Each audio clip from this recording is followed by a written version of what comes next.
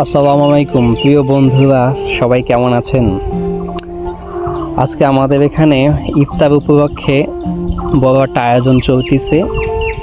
আয়োজনটা হয়েছে আজকে টোটাল আমাদের এলাকার 7টা মসজিদে ইফতার দেওয়া হবে। রমজান মাসে এই আয়োজনটা সত্যি অন্যরকম লাগে, কারণ রোজাদারকে নিয়ে একসাথে বসে ইফতারি করা সত্যি অন্যরকম একটা বিষয়।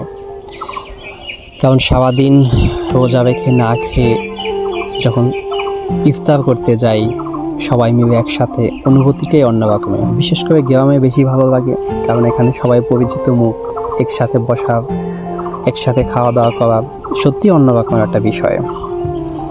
তো এই তো রান্নাবান্নার কাজ চলতেছে এখানে, সবাই সব কিছু গুছগাছের জন্য রেডি হচ্ছে।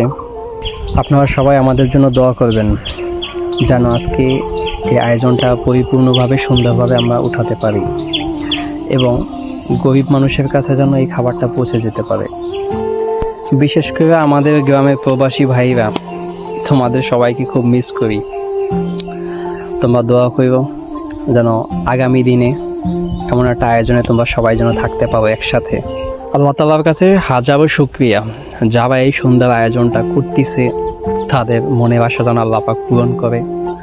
আল্লাহ তাদেরকে যেন সহি বুঝদান করে, ভবিষ্যতে যেন এই দিনের পথে আরও সুন্দর কাজ করতে পারে।